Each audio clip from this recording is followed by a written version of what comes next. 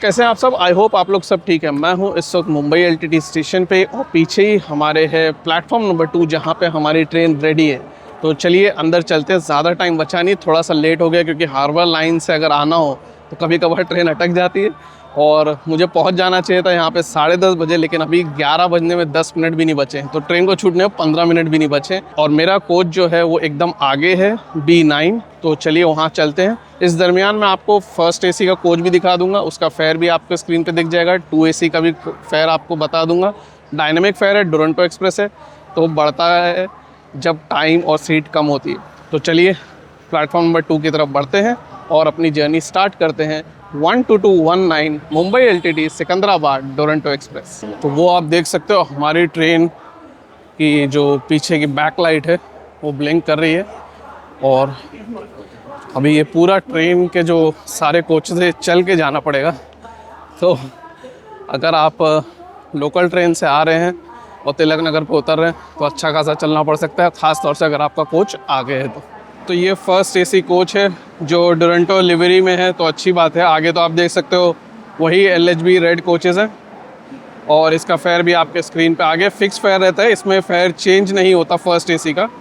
आगे चल के 2 एसी के कोचेस भी आपको दिखाता हूँ और उसका फेयर चेंज होता है। और ये 2 एसी का कोच है, A1 कोच है। आगे चल के आपको वो भी दिखा देता हूँ, A3 तक है शायद, तो वो भी आप देख लीजिए। तो ये A4 है, मैंने गलती से A3 कह दिया था, तो आप देख सकते हो A4 मतलब यानी कि 4 2 एसी कोचेस है। फेयर तो आपके स्क्रीन पे आ गया होगा, आपको समझ में आ गया होगा मिनिमम और मैक्सिमम फेयर कितना है। चलिए अब आगे चलते हैं। इसके ही बगल में पेंट्री कार है, तो भले सिर्फ नाश्ता मिलता है लेकिन पेंट्री कार इस ट्रेन में है, तो हर डोरंटो एक्सप्रेस में होता है। खैर आगे बढ़ते हैं क्योंकि ज़्यादा टाइम नहीं और अपने कोच की तरफ चलते हैं।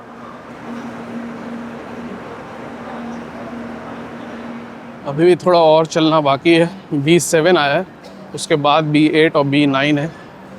ज़्यादा लंबी ट्रेन नहीं है लेकिन फिर भी मेरे लिए तो अच्छा खासा एक वॉकिंग हो गई है रात को 11 बजे।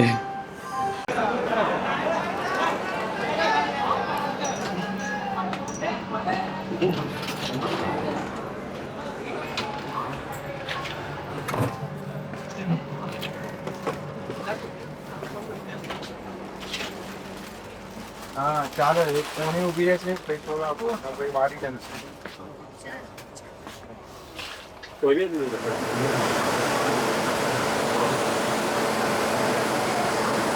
और ये आप पब्लिक देखो, पूरी लाइन लगाई है जनरल कोच के लिए। और ये पाटलिपुत्रा जाने वाली Mumbai LTT Pataliputra superfast express जो पटना के लिए गाड़ी है, उसके लिए पूरी जनरल पब्लिक है। और ये अभी सीज़न भी नहीं है तब ये हाल है। जब फेस्टिवल या सीज़न रहता है तब तो आप सोचिए भी नहीं क्या हाल होता होगा।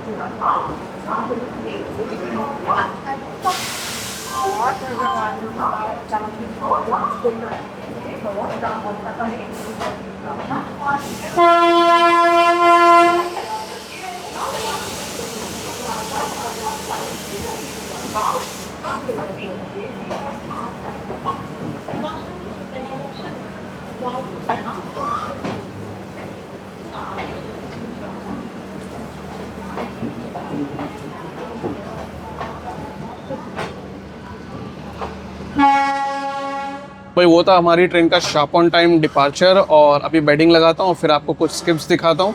ट्रेन की पंक्चुअलिटी डिसेंट रही है, ज़्यादा रुकावट भी नहीं रहती क्योंकि स्टॉप्स कम ही है। पुणे, सोलापुर, वाड़ी ये स्टॉप्स पे रुकती है। और जो टेक्निकल हॉल्ट है कर्जत और लोनावला पे, वो तो बैंकर्स की वजह से क्योंकि वो घाट सेक्शन बीच में पड़ता है।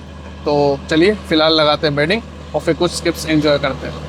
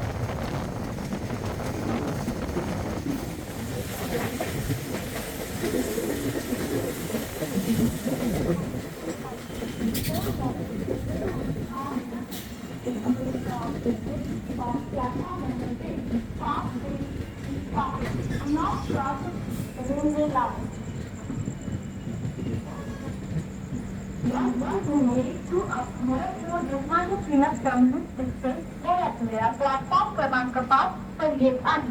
One minute two up Gorakhpur Lokmanya Tilak terminus express थोड़ी ही समय में प्लेटफॉर्म क्रमांक 5 पर आओ.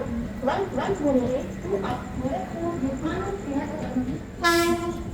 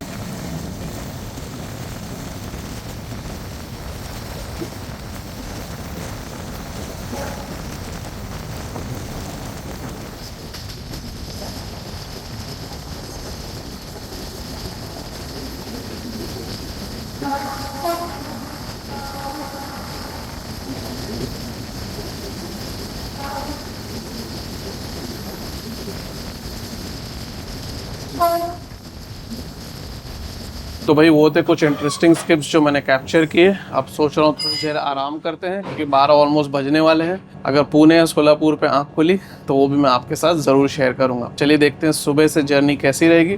ज़्यादा लंबी जर्नी तो नहीं है क्योंकि 12 घंटे में तो प्रीटी मच हम लोग पहुँच जाते हैं सिकंदराबाद. नाश्ता भी आपके साथ शेयर करूँगा कैसा है, ओवरऑल नाश्ते की क्वांटिटी क्वालिटी कैसी है, जो भी रहेगा सब शेयर करेंगे. वाड़ी तो आपको ज़रूर दिखाएंगे. सोलापुर पे भी कोशिश पूरी रहेगी कि आपके साथ सोलापुर भी ज़रूर शेयर किया जाए. फ़िलहाल के लिए आराम करते हैं, मिलते हैं सुबह. Good night for now.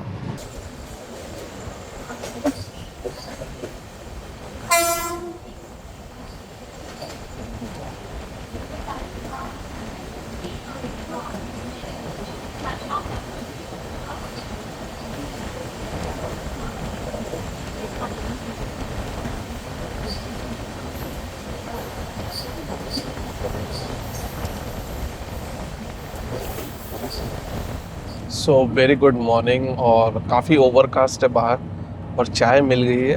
अभी 6:30 के ऊपर ही हुआ है, थोड़ा सा 7 बजने वाले थोड़ी देर में. और इंटरेस्टिंग बात आप देख सकते हो कि चाय के जो दिया गया है उसमें ट्रे नहीं है. तो चाय और बिस्किट दिया उसने, वो कोई दिक्कत नहीं. जो भी जाग रहे थे सबको प्रोवाइड किया है, लेकिन ट्रे है ही नहीं. और वो बेचारे के पास एक्चुअली छोटी वाली ट्रे वाकई नहीं है, तो बड़ी ट्रे में दे के फ़ायदा ही क्या. खैर कोई नहीं, अपने को इतना इस चीज़ का चिक पिक नहीं. चाय दिया वही एक अच्छी चीज़ कि सुबह सुबह चाय मिल जाए, आप उठे हो तो.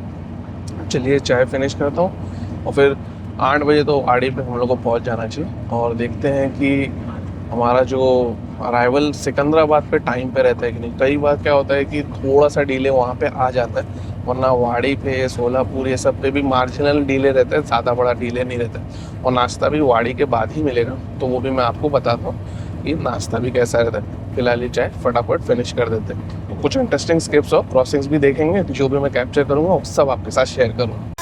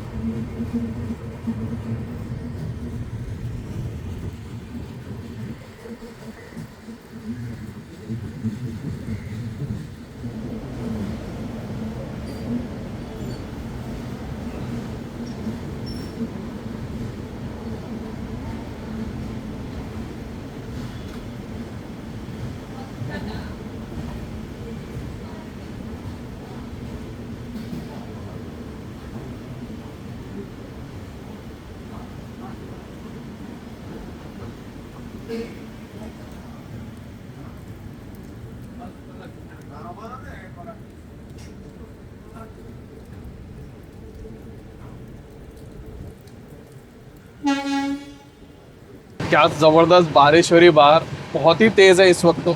और भाई जब ऐसी बारिश रहती है तो बात करना अगर स्टेशन पे भी हो तो बहुत डिफिकल्ट हो जाता है। और वाड़ी जंक्शन पे बिल्कुल भी कोई शेड नहीं था जहाँ पे मेरा कोच है, तो वो एक चीज़ थोड़ा सा ऑफिशियल्स को करना चाहिए, क्योंकि इतनी लंबी ट्रेन्स रहती हैं और अगर आप शेड ना दें, भले वहाँ जनरल आए या 3AC डोरंटो का आया या कोई भी कोच है, पैसेंजर्स को तकलीफ होती। खैर आई होप किसी ज़माने में वो चेंज हो जाए। वाड़ी जंक्शन पे बहुत ही प्रॉम्प्टली हम पहुँचे थे, यानी कि बहुत ही टाइम पे पहुँचे थे, 1 minute before time I think पहुँचे थे। और फिर बहुत ही जल्दी हम वहाँ से चल भी दिए थे। आई थिंक 2 मिनट का तो स्टॉप है, 8:03 पे डिपार्चर है और हम शायद 8:04 या 8:05 को डिपार्ट कर गए थे।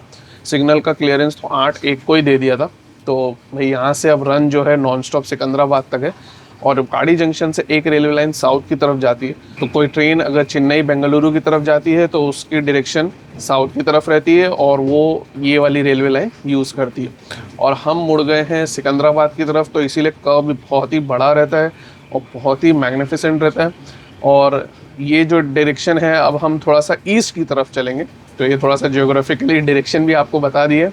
चलिए अब देखते हैं नाश्ता कैसा रहता है, क्योंकि वही हमें मिलेगा। उसके बाद तो हम पहुंच जाएंगे सिकंदराबाद 11 बजे तक। और मेरे समझ से डीले कुछ नहीं रहना चाहिए, और इस ट्रेन को स्पीड अप करना चाहे तो डेफिनेटली कर सकते हैं, लेकिन स्पीड अप करें ना करें उससे ज़्यादा इंपॉर्टेंट है इस ट्रेन की टाइमिंग को ऑप्टिमाइज़ करना। आई थिंक 8 से 8 का टाइम रखना चाहिए। ये ट्रेन की डिमांड ज़बरदस्त बढ़ जाएगी और पुणे से भी इस ट्रेन की बहुत ही अच्छी डिमांड हो जाएगी। अगर आप सिकंदराबाद से इस ट्रेन से अगर आप मुंबई आ रहे हैं तब तो पुणे के लिए बहुत ही बढ़िया ट्रेन है। रात को 11 बजे बैठो, सुबह 7 बजे उतर जाओ। लेकिन उसमें भी मैं यही कहूँगा कि टाइमिंग थोड़ा सा ऑप्टिमाइज़ करना चाहिए। और चूँकि ये प्रीमियम ट्रेन है इसलिए मेरी ये एक्सपेक्टेशन है वहाँ से, यानी कि सिकंदराबाद से भी 8 बजे छूटना चाहिए और मुंबई 8 बजे तक पहुँच जाना चाहिए।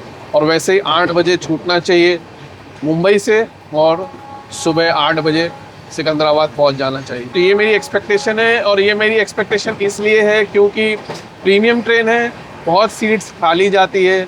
ऑफ सीज़न में तो 350 से भी ज़्यादा खाली सीट्स हैं, और आप देख भी सकते हो कितना ज़्यादा ये B5 कोच एम्प्टी है। तो अभी तो एक कोई ग्रुप जा रहा है कुछ रिलीजियस पर्पज़ से, तो काफ़ी ज़्यादा लोग उसकी वजह से आ गए हैं, वरना एक दिन तो मैंने देखा था करीबन 400 सीट खाली थी। तो भाई ये बहुत बड़ा एक लॉस है, और इसका प्रॉब्लम है टाइमिंग। आप प्रीमियम पैसा देते हैं, लेकिन टाइमिंग के हिसाब से आप 11 बजे सिकंदराबाद पे उतरेंगे, और फिर आपको कहीं पे भी जाना है तो प्रीटी मच हाफ डे हो गया। वहीं पे अगर ये 8:30 से 8:30 का स्लॉट बन जाता है इस ट्रेन का, तो फैंटास्टिक हो जाएगा, क्योंकि आप फिर पूरा दिन आपको हैदराबाद पे मिल जाता है। और मुंबई में भी प्रीटी मच आप 8:30 बजे अगर बोर्ड कर रहे हैं ट्रेन, तो आपको पूरा दिन मिल जाएगा। तो अब ये होता है नहीं होता है मुझे नहीं पता, ऑफिशियल्स तो मेरे से ज़्यादा जानकार है, लेकिन उनको ऐसी प्रीमियम ट्रेन्स के लिए थोड़ा सा स्लॉट बनाना चाहिए। नागपुर डोरंटो को कैसे स्लॉट है, बहुत ही बढ़िया स्लॉट है। 8 बजे चलती मुंबई से, सुबह 7-8 बजे तक पहुंच जाती है नागपुर, इसीलिए हमेशा फुल चलती है, कोई उसमें कॉम्प्रोमाइज़ नहीं। इस ट्रेन को भी बहुत ही अच्छी डिमांड और रिस्पॉन्स मिल सकता है अगर टाइमिंग सुधार दिए। आप मुझे कमेंट सेक्शन ज़रूर बताना आपकी क्या राय है। मुझे तो लगता है कि मैं जो सोच रहा हूँ कुछ हद तक तो ठीक है। अगर आपको उसमें कोई चेंज या कोई चीज़ लगती है तो कमेंट सेक्शन ज़रूर फॉरवर्ड करिएगा। चलिए फ़िलहाल देखते हैं नाश्ता, जो कि थोड़ी देर में हमें मिल जाना चाहिए। ये ब्रेकफास्ट है, ये ऑमलेट है, और इसमें गाजर का पीस दिख रहा है, ये वाइट ब्रेड है, ये टमाटो केचप है जो निलॉन का है, और ये बटर दिया हुआ है वर्का का, और ये जूस है मैंगो जूस, छोटा भीम बना हुआ है उस पर, और ये है टिश्यू पेपर, ये स्पून। चाय नहीं दिया है तो समझ में नहीं आ रहा कि चाय क्यों नहीं है। मैं ये नहीं जानता कि चाय इसलिए नहीं है क्योंकि सुबह दिया तो अब नहीं है, क्योंकि ये वो इंदौर टोरंटो में काफ़ी ज़्यादा करते हैं वो लोग तमाशा ऐसा, जबकि चाय सुबह भी मिलनी चाहिए और अभी भी होनी चाहिए नाश्ते के साथ। खैर नाश्ता कंप्लीट करने के बाद पूछेंगे, देखेंगे क्या है। बाहर बारिश मस्त हो रही है एकदम। जो भी है आपको खा के भी बताता हूँ। क्वांटिटी थोड़ी सी कम लग रही है, ऑमलेट की साइज़ जनरली इतनी नहीं रहती, फिर भी खाता हूँ और फिर फाइनली आपको बताता हूँ क्वांटिटी कैसी। टच करने में तो ऐसा लग रहा है थोड़ा हीट तो किया है, तो गर्म तो है, इसमें कोई प्रॉब्लम नहीं। ब्रेड वाइट है, ब्राउन नहीं। और वेज में अगर आपको ऑप्शन चाहिए तो वेज में पोहा देते हैं, बाकी कोई और ऑप्शन तो यहाँ पे दिख नहीं रहा। और ऐसा लगता है कि खाना जो है यानी कि नाश्ता जो है वो वाड़ी पे लोड होता है, तो इसीलिए ये नाश्ता वाड़ी के बाद ही मिलता है। ऐसे भी कैटरिंग चार्जेस के अकॉर्डिंग भी वाड़ी के बाद ही नाश्ता अलॉटेड है। तो चलिए अब इसे फिनिश करता हूँ, फिर इसके बाद आपको बताता हूँ कैसे इसकी क्वालिटी और क्वांटिटी, साथ ही साथ कुछ स्किप्स और क्रॉसिंग भी चेकआउट करते हैं। नाश्ता कर लिया कंप्लीट, चाय दिया था और साथ ही साथ इंटरेस्टिंगली बिस्किट भी दिया था, तो ये थोड़ा एक्स्ट्रा दिया, तो ये मुझे थोड़ा शायद लगा कि उसको जानकारी नहीं है या पता नहीं है, ऐसे ही दे दिया, क्योंकि बिस्किट नहीं मिलता है, ये याद रखिए। तो कोई और ट्रेन में अगर आप ट्रैवल करें और चाय नाश्ते के साथ मिले और फिर आप बोलो बिस्किट दो, तो बिस्किट नहीं रहता। बिस्किट सिर्फ मॉर्निंग टी में रहता है। और नाश्ते की क्वांटिटी ओके थी, कम थी मैं डेफिनेटली कहूँगा, क्योंकि वो ऑमलेट तो काफ़ी मुझे मतलब पतला सा लग रहा था। आई थिंक एक अंडे का भी 2 ऑमलेट बना दी, क्या किए पता नहीं। क्वांटिटी पॉइंट ऑफ व्यू से थोड़ा सा माइनस लगा। अगर आप 125 रुपये का कैटरिंग चार्जेस जो पे करते हैं उस हिसाब से देखें तो मॉर्निंग टी मिली थी, उसके साथ बिस्किट था, और फिर नाश्ते में आपने देखा जूस है, 2 स्लाइस ऑफ ब्रेड है, ऑमलेट है, और एक चाय और एक बिस्किट और पकड़ लीजिए। बटर और सॉस तो है ही है। कितना भी आप पकड़ लो एक्स्ट्रा चार्ज, 125 तो नहीं होता है। तो अगर आपको अवॉइड करना हो तो आप कर सकते हो। ऑप्शंस क्या है ऑल्टरनेट, आप वाड़ी पे अगर उठ गए हो तो आप डेफिनेटली इडली ऑमलेट वहाँ भी मिलता है। अगर आपके कोच के पास कोई स्टॉल है तो आप ले लीजिए, चाय भी मिल जाएगी आपको। क्वालिटी भी ठीक रहती है, मैं कोई ये नहीं बोलूँगा बहुत आउटस्टैंडिंग रहेगी, लेकिन ख़राब भी नहीं मिलेगी। और मॉर्निंग टाइम रहता है तो जनरली वो फ्रेश ही रहता है। ये जो 125 रुपये है, ये तो मुझे थोड़ा सा ये कह सकते हैं कि अगर आपको चिकपिंग नहीं चाहिए, नहीं ख़रीदना है, तब फिर तो ठीक है। क्या ही 30-50 रुपये का इधर उधर फ़र्क ऑन द सीट मिल रहा है। तो भाई कैटरिंग का जो भी है, आई थिंक फिर भी कुछ आइटम्स एक्स्ट्रा होना चाहिए। 125 के तो फ़र्क हो जाता है, लेकिन हाँ क्वालिटी वो सब में कोई ऐसा दिक्कत नहीं था। तो वो और जो बंदे ने सर्व किया उसमें भी कोई कॉम्प्रोमाइज़ नहीं था। तो ओवरऑल मैं ये कहूँगा कि स्टाफ की तरफ से तो सब बढ़िया था, उसकी तरफ से तो कोई दिक्कत नहीं थी। लेकिन हाँ, IRCTC को ये सोचना चाहिए कि कुछ आइटम्स एक्स्ट्रा कर दे, वरना 125 जस्टिफाई होता नहीं। ऑमलेट ही पकड़ लो आप 50, ब्रेड और जूस 20, 70, 2 चाय और 20, 90, सैशे ऑफ सॉस और ये सब पकड़ोगे आप तो वो भी क्या ही पकड़ोगे, लेकिन उसको भी पकड़ लो तो आपका हो गया करीबन 100-110, फिर भी 10-15 रुपए के हेरफेर में तो मुझे लगता है कि क्लियर कट प्रॉफिट। ये मेरा ओवरऑल एक्सपीरियंस था नाश्ते का, मुझे ठीक लगा, ऐसे कोई ख़राब भी नहीं था, कोई एकदम आउटस्टैंडिंग भी नहीं था, वैल्यू फॉर मनी नहीं था। लेकिन हाँ, स्टाफ की तरफ से जो सर्विस थी वो सब थी, वो तो टॉप नॉच थी, वो कोई दिक्कत नहीं था, ऑन टाइम सब चीज़ और अच्छे तरीके से। चलिए अब यहाँ से हमारी ट्रेन कैसा रन करती है वो आपको दिखाता हूँ। अभी भी थोड़ी थोड़ी ड्रिजल हो रही है, लेकिन उतनी तेज़ बारिश नहीं जितनी वाड़ी पे थी। जो भी सीन्स ये सब रहेगा वो मैं आपको कैप्चर करके दिखाता हूँ और फिर मिलते हैं सिकंदराबाद को।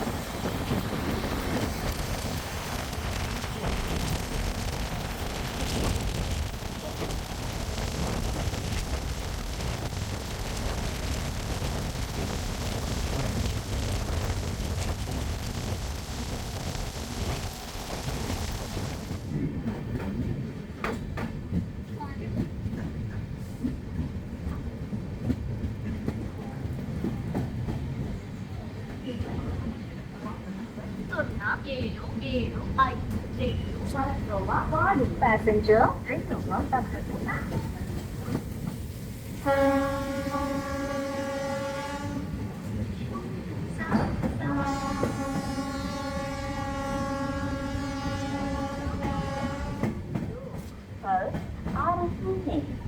For the time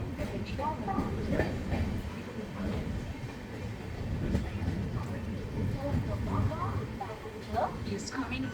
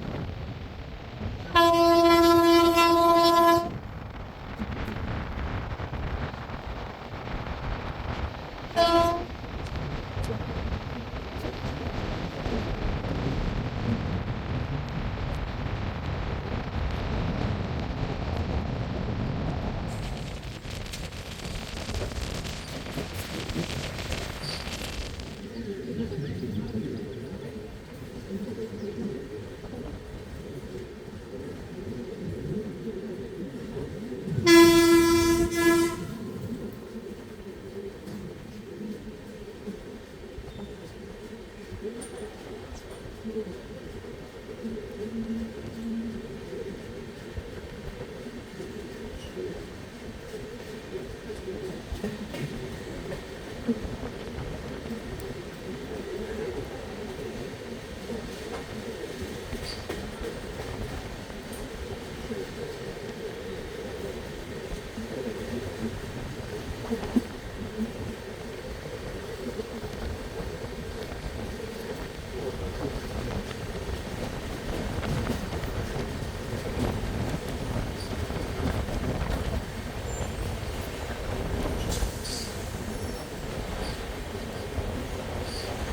वो कुछ इंटरेस्टिंग स्किप्स और सीन्स थे जो मैंने कैप्चर किए वाड़ी से विकाराबाद तक।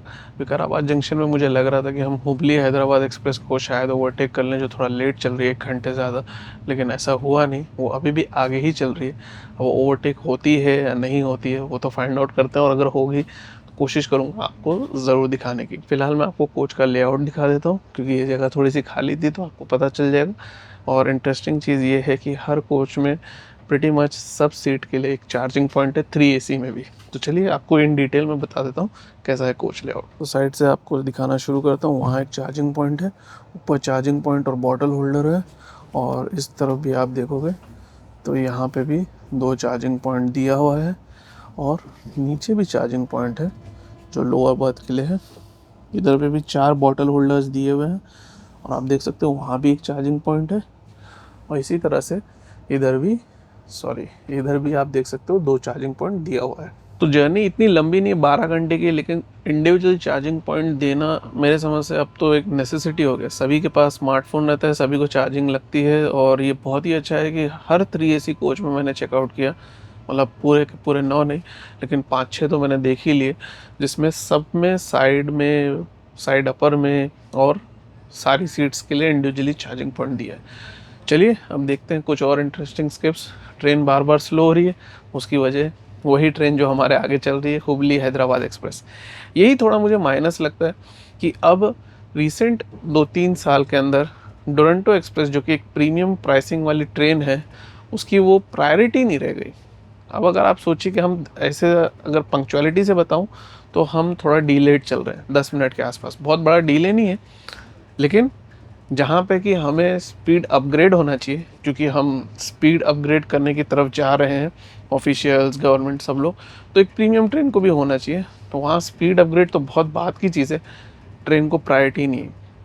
मैंने मुंबई न्यू दिल्ली डोरंटो एक्सप्रेस में जर्नी किया था, तब भी वही हाल। न्यू दिल्ली से मुंबई वाली डोरंटो एक्सप्रेस में किया था, तब भी वही हाल। इसमें जर्नी कर रहा हूँ, इसमें भी वही हाल है। और बीकानेर से सियालदा भी किया था, तब भी प्रीटी मच वैसा ही कुछ हाल था। उसकी भी कभी कभार तो बहुत ही ख़राब पंक्चुअलिटी हो जाती है, लोग बताते हैं। तो वही क्या ही कहना। तो भाई टोरंटो में प्रीमियम पैसा तो देते हैं लोग, लेकिन ऑफिशियल्स इसकी तरफ ध्यान या तवज्जो नहीं देते। अब हमें उस ट्रेन के पीछे कब से हम चल रहे हैं, क्या ही ज़रूरत है। विकाराबाद पे एटलीस्ट उसको ओवरटेक करा देना था, और ट्रेन को तो एक्चुअली 11:10 को पहुंचना है। तो देखते हैं 11:10 पहुंचती कि नहीं। आप मुझे कमेंट सेक्शन में ज़रूर बताना कि अगर आपने कोई भी टोरंटो एक्सप्रेस में जर्नी किया है तो आपकी ट्रेन की पंक्चुअलिटी कैसी रही है, और आप टाइम पे पहुँचे हैं, लेट पहुँचे हैं, कितना लेट पहुँचे हैं। चलिए बाहर चलते हैं, कुछ और स्किप्स और कोई क्रॉसिंग्स रहेगी तो वो भी कैप्चर करूँगा, और अगर ओवरटेक किए हुबली हैदराबाद एक्सप्रेस को तो वो भी आपको दिखाऊँगा ज़रूर। फाइंड आउट करते हैं कैसा रहता है हमारी जर्नी का सफ़र सिकंदराबाद तक। हम ज़्यादा दूर नहीं है सिकंदराबाद से, लेकिन भाई ऐसे स्लो चलेंगे या रुकते जाएंगे बीच बीच में रह के, तो थोड़ी दूरी भी लंबी हो जाती है। आइए फाइंड आउट करते हैं बचा सफ़र कैसा है।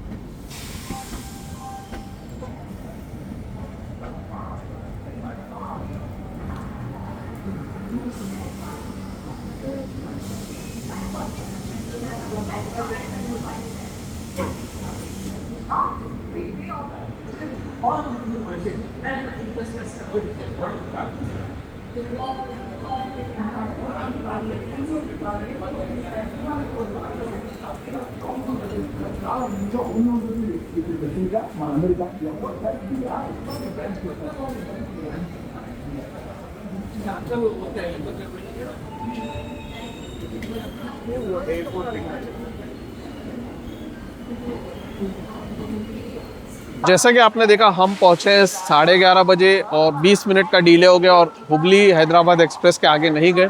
मैंने थोड़ा सा और भी चीज़ें चेक किया तो पता चला कि वो वाड़ी तक तो टाइम पे थी, उसके बाद वो डिले हुई और खूब सारा डिले हो गया और इवेंचुअली हम उसके पीछे हम भी डिले हो गए।